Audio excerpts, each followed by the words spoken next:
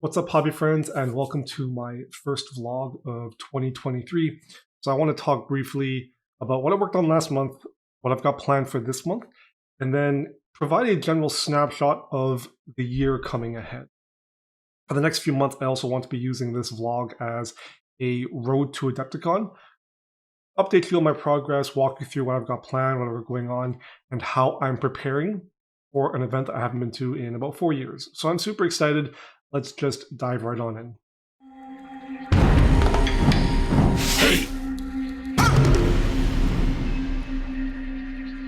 So what I worked on last month for pretty much all of December was the 3 Sentinels from Marvel Crisis Protocol. The models themselves, I knew going in that they were going to take a significant amount of time. I had budgeted probably about 40 hours for the Prime and then 30 to 35 for each of the Mark IV Sentinels. And this was based on my experience painting the Hulk Buster as well from Marvel Crisis Protocol. What I didn't expect or anticipate was just a combination of, I guess, holiday lethargy, and then because I ended up spacing my painting sessions, I was looking at 4 or 5 hours on the evenings on weekdays and maybe 9 or 10-hour painting sessions on the weekends. I did that to basically keep my sanity, and so I wasn't working on non-metal nonstop for however many hours each day, plus, working a full-time job. They ended up taking the better part of 3.5 weeks for all 3 models. Not that I'm really complaining, I enjoyed the process, and breaking it up into these small, manageable chunks helped to keep the entire process enjoyable. The problem was it ended up taking the entire month, and I had originally planned to work on a couple of other models for a commission. Didn't get to them. Thankfully, the client was really understanding, and we're not quite certain yet what projects he wants to tackle in the new year. Might still be Spider Foes, but I think we also have some X-Men and Brotherhood lined up based on the new releases. I need to have a conversation with him before we figure out what's going on there. So basically, I spent the last week of December just building models. Didn't want to do any painting, so I felt I could at least be productive, preparing for the month of January and getting a head start on my Adepticon prep. So I started by building my Daughters of Cain. This is pretty much Marathi, the Shadow Queen, and the little version. For the Sisters of Slaughter, this was both a fun but also challenging kit to put together.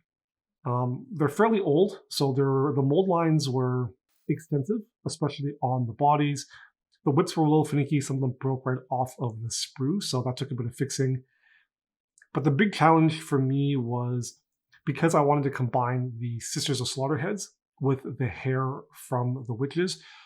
Almost all of them had to have some sculpting work to connect the hair, and then some of them also had to have some extra sculpting work for the armor to basically cover up the hair. If you've built these kits before, basically the hair attaches to the back of the witch head, and the back of the witch head actually is missing the back half. So right here, this is a witch head, and on the back, it's an empty socket. So it's really only half of a head where the hair fits in and provides a lot of that volume. The Sisters of Slaughter heads are fully rounded. They're meant to be standalone, which means that just gluing the hair on leaves a very big gap. And then if the hair curves or curls down, it doesn't connect very well. So where possible, I carved the hair to make it feel a bit more natural, gluing to the back of the sisters' heads.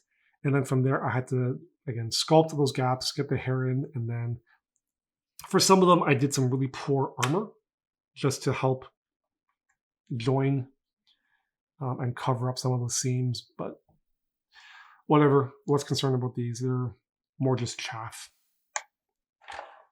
I also did some gap filling on the Marvel models I'll be painting for YouTube. These are not models I will be playing very often, although I think Lockjaw is fairly jokes. But I figured they'd be fun models to paint again. I don't want to just get rid of them. We'll round up the collection and provide some different tutorials for painting some cool, fun, quick little models. And then finally, I built Gazgul. Now this model is for a charity, so it's not for an army that I'm going to be collecting, not for my own collection. The color scheme for him has already been set, so I'm basically going to be painting by numbers. Although I will be adapting the color scheme so that being a centerpiece, I can sort of put it in a little bit more detail, do a bit more freehand, apply a bit more weathering.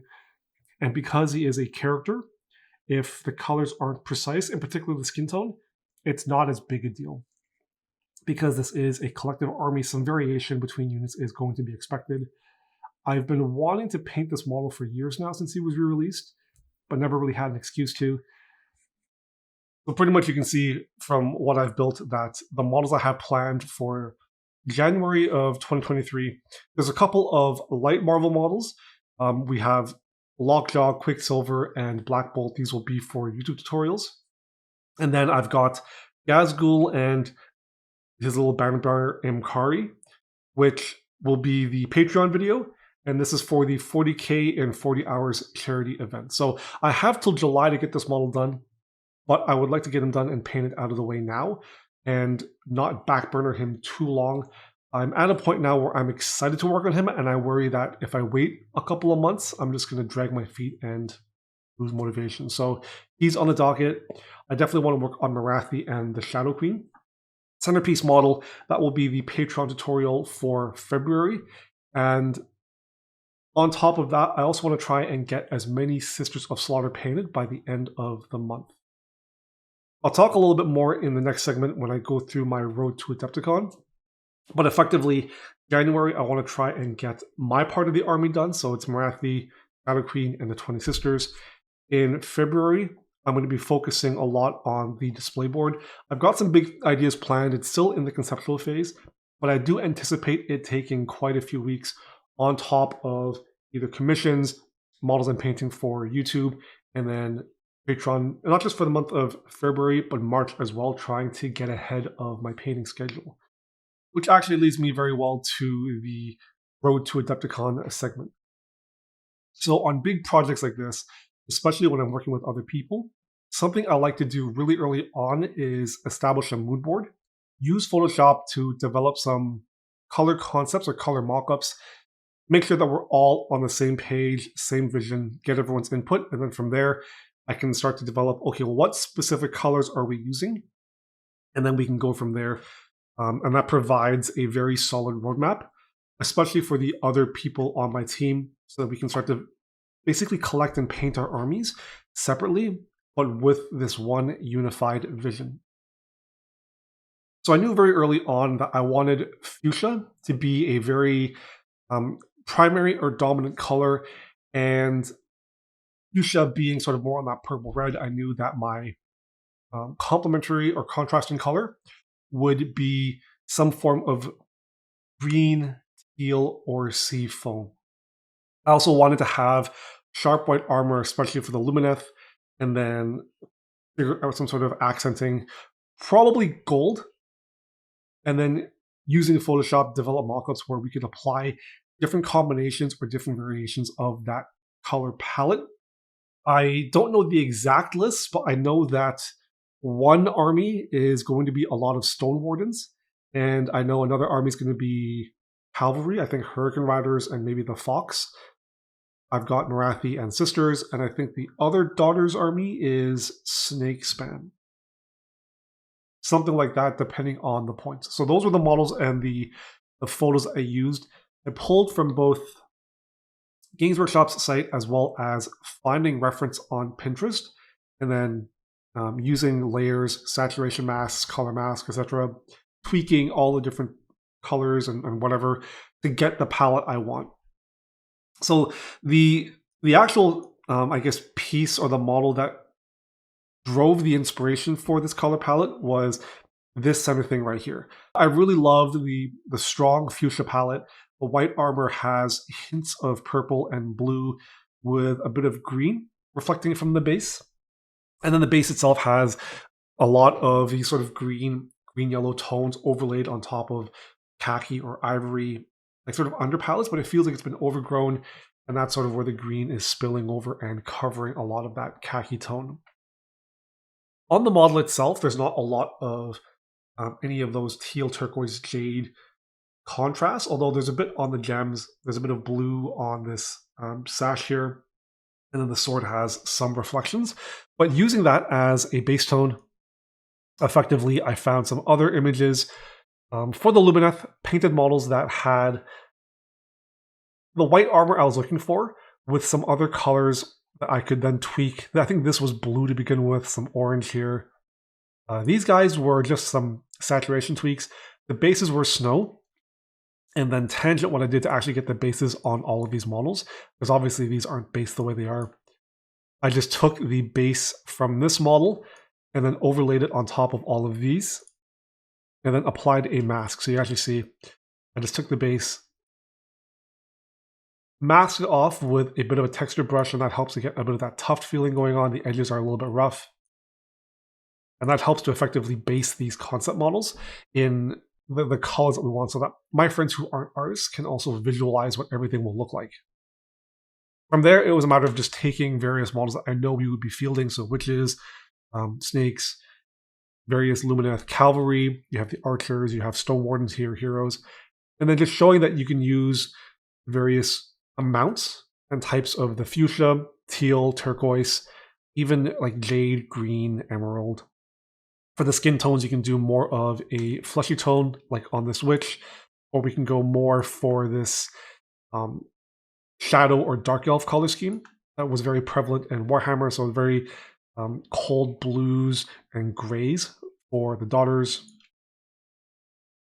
And then also just playing around with just the, I guess, the balance or the amount of fuchsia. So the cavalry here have not a lot of fuchsia, a bit of purple in there, a lot of white. I think if I were to do this with a lot of white armor, the cavalry, the horses themselves would have a lot more brown tones like Lumineth model here.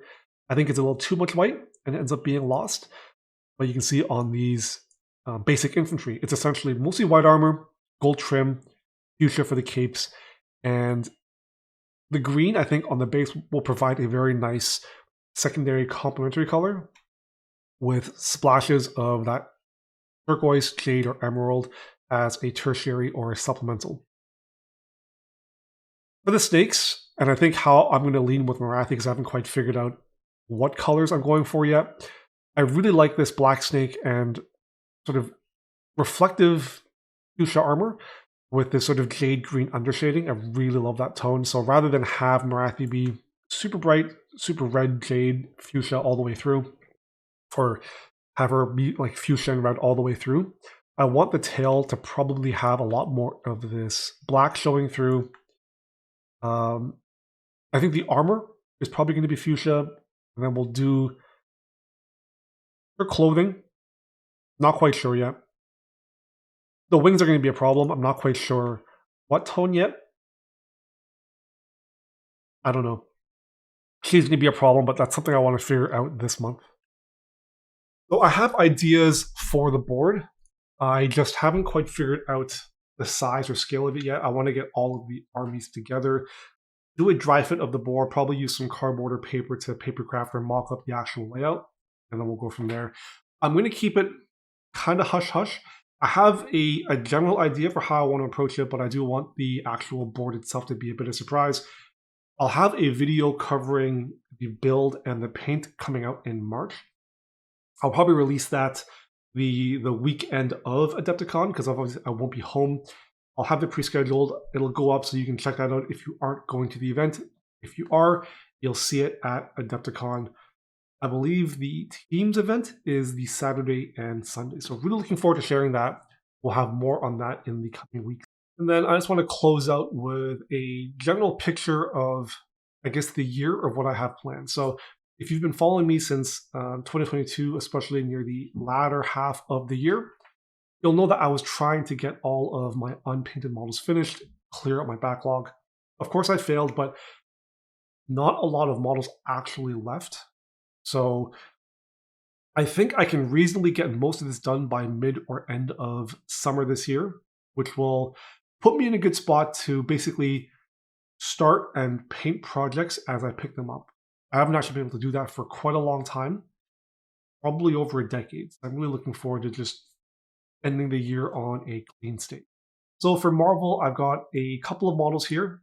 So these are Personal, Lockjaw, Black Bolt, and Quicksilver will be this month. I'll pick 3 or 4 for the month of February, and if I have time, maybe more of them. But depending on what my client has, we'll be adding to commissions as well.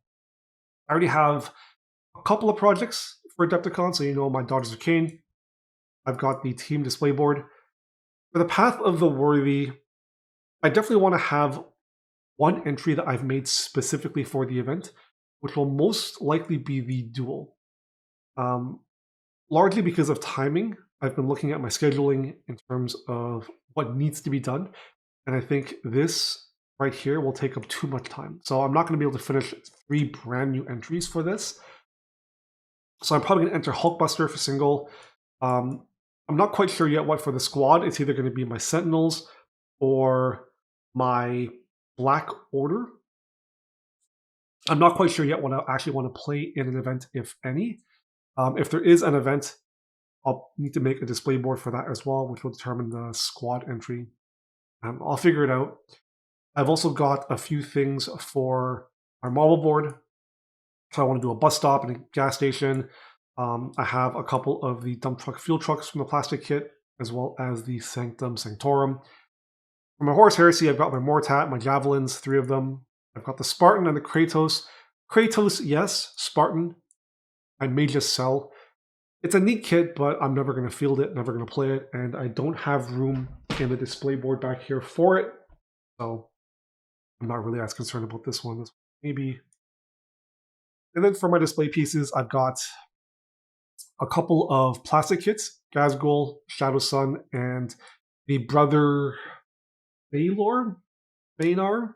He's the Black Templar stabbing the orc. And a few one-offs, the Papa Jumbo bust. I've got a Cybergirl from Black Sun, a Sister of Battle bust, and Razgor also from Black Sun. And I think that's a good place to stop the video. Covered pretty much the previous month, this month, good snapshot of the year, and then where I'm at with my Adepticon prep as well. So thanks for watching. I'm looking forward to sharing all of the projects and models in the coming year. If you want to stay up to date, make sure you like, subscribe, and follow the channel. And if you want to check out my other social media platforms, I'll have links in the video description. So as always, until next time, happy hobbying.